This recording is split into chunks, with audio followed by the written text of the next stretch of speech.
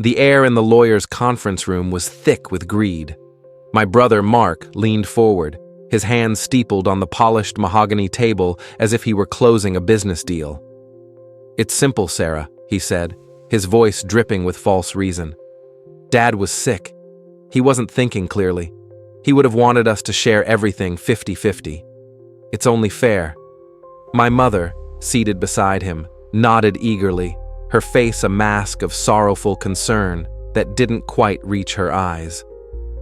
"Your father loved you both equally," she cooed. "We just need to correct this oversight for the sake of the family." They looked at me, a tag team of emotional vultures, expecting me to crumble as I always had. They expected tears, arguments, and then, finally, submission. They saw me as the same weak-willed girl they had pushed around my entire life. They didn't realize that the man they were talking about had spent his last months preparing me for this very moment. They thought this was a discussion about a house and a bank account. They had no idea I was about to detonate a truth that would shatter the foundation of our entire family. They saw my silence as weakness, but it was the calm before a storm I had been waiting years to unleash. In my purse was a small digital voice recorder, a final gift from my father. On it was the only weapon I needed, the truth in his own words. He knew them better than anyone, and he had left me fully armed. You might be wondering why a mother and a son would so brazenly try to steal from their own family. To understand how we got to this sterile conference room, with its smell of old paper and betrayal, you have to go back to the beginning. You have to understand the two fundamental roles in our family, the golden child and the scapegoat. My brother Mark was born with a crown on his head that only our mother could see. He was the golden child, the brilliant son destined for greatness. When he got a C on a report card, it was because the teacher was jealous of his potential. When I got an A, it was because the subject must have been easy. I remember when we were teenagers, Mark wanted a brand new convertible for his 16th birthday. He whined and charmed and threw a few calculated tantrums, and on the morning of his birthday, a gleaming red sports car was sitting in the driveway with a giant bow on it. 3 months later, he crashed it street racing. My parents' only concern was for his well-being. They bought him an even safer, more expensive sedan the following week. When my 16th birthday came around, I asked for help with a down payment on a reliable, used sedan to get to my part-time job. My mother told me that building character was more important than handouts, and that I needed to learn the value of $1. So I worked double shifts for a year and bought a 10-year-old rust bucket that smelled like damp socks. I didn't mind the work, but I minded the lesson. Mark's desires were needs, and my needs were character-building opportunities. That was the core logic of our family. He was an investment, I was an expense. He was to be endlessly supported, and I was to be self-sufficient. This dynamic only intensified as we got older. They paid for Mark's out-of-state business degree, co-signed on his first condo, and bailed him out of credit card debt twice. I put myself through community college, worked my way up at a logistics company, and lived in a tiny apartment, saving every penny I could. They called Mark ambitious and praised my sensible nature, never realizing that my sensibility was a product of their neglect. I was never given the option to be ambitious. I was too busy being responsible. Then, about 5 years ago, my father got sick. And that's when the scales, which had been tipped in Mark's favor my entire life, began to slowly, painfully creak back in the other direction. It started with a diagnosis of chronic obstructive pulmonary disease, a slow, creeping illness that gradually stole his breath. At first, the changes were small. He needed help carrying groceries, then help with yard work. I was the one who got the calls. I was the one who showed up. Mark lived 2 states away, building a life my parents had funded. "I can't just drop everything, Sarah," he'd say over the phone, his voice impatient. "I have a career. Clients depend on me." My mother would echo his excuses. "Mark is so busy, dear. He has so much pressure on him. We can't ask him to sacrifice his future, but my future, apparently, was expendable. My life began to shrink. I turned down a promotion at work because it required more travel. I stopped going out with friends because I needed to be available in case Dad had a bad night. My apartment became just a place I slept for a few hours before heading back to my parents' house. I learned how to manage oxygen tanks, a dozen different medications, and the labyrinthine bureaucracy of the healthcare system. I sat in waiting rooms. I held his hand during painful procedures, and I listened as doctors delivered progressively worse news. Through it all, Mark remained a distant, concerned voice on the phone. He'd visit twice a year, on Christmas and his birthday, striding in with expensive gifts and performative concern. He'd stay for a day, fill the house with his loud, self-important stories, and then leave, satisfied he'd done his duty. During those long, quiet afternoons, my father and I started to truly talk for the first time in my life. He'd watch me pay his bills or sort his pills, a look of profound sadness in his eyes. "You shouldn't have to do all this," he told me once, his voice a ragged whisper. I never saw it clearly before. He saw his brilliant son, the one he'd bet everything on, was nothing more than a hollow echo. And he saw his quiet, sensible daughter, the one he'd taken for granted, was the only one holding his world together. One day, about a month before he passed, he asked me to buy him a small digital voice recorder. "There are things I need to set straight," he said, his gaze firm, "and I don't trust your mother or your brother to remember them correctly." And now, here we were, back in that suffocating conference room. The memory of my father's weary, determined face gave me a strength I'd never felt before. I let their arguments wash over me.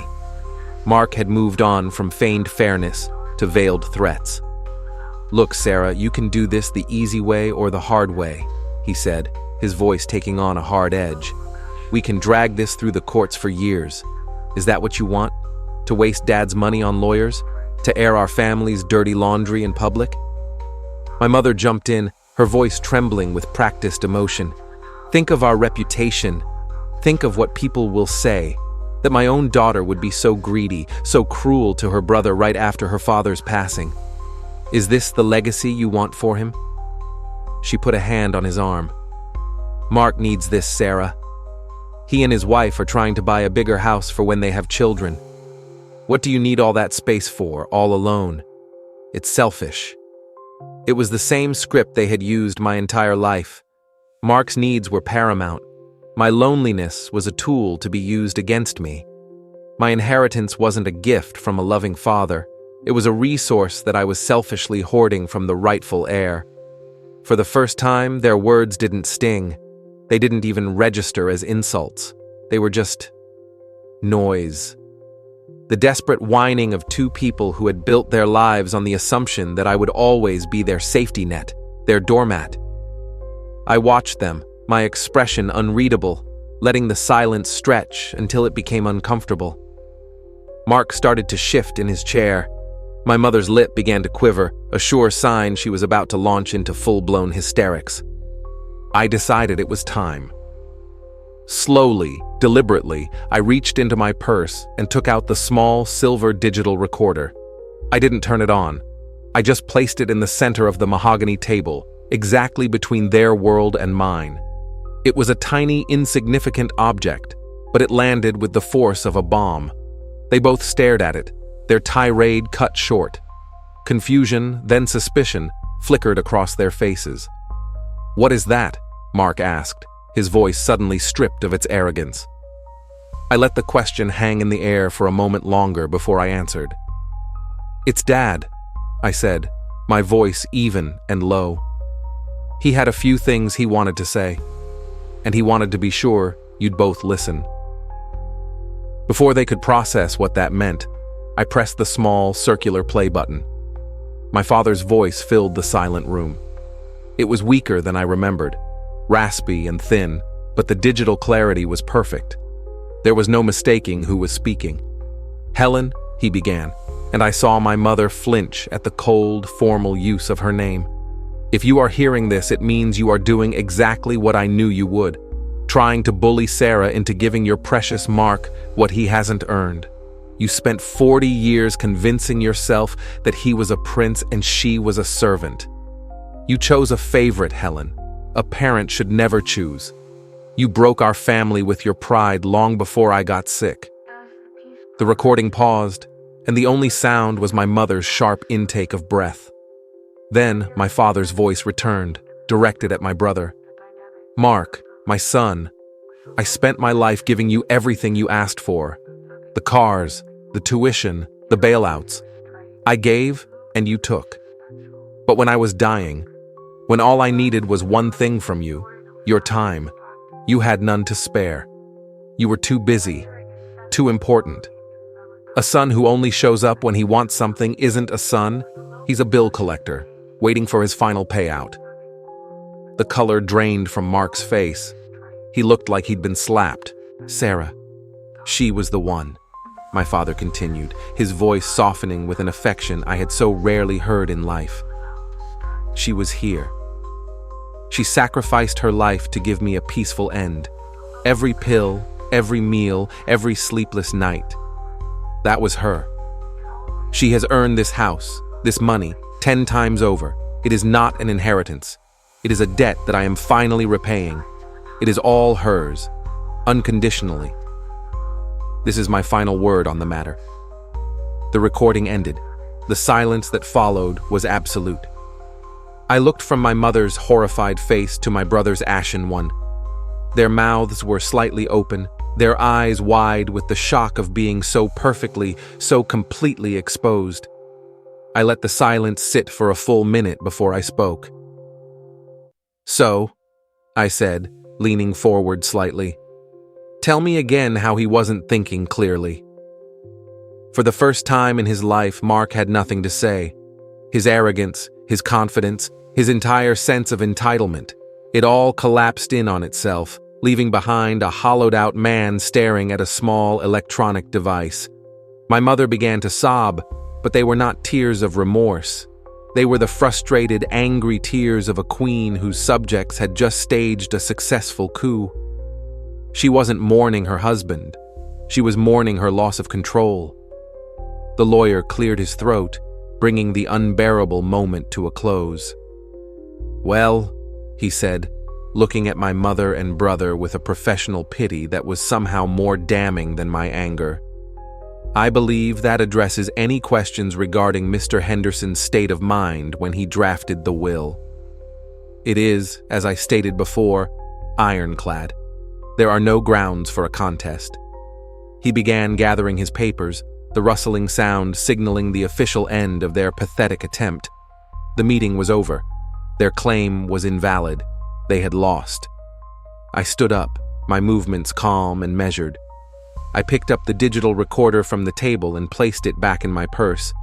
It felt heavier now, not with the weight of a secret, but with the lightness of a truth finally told. I didn't look at my mother or my brother again.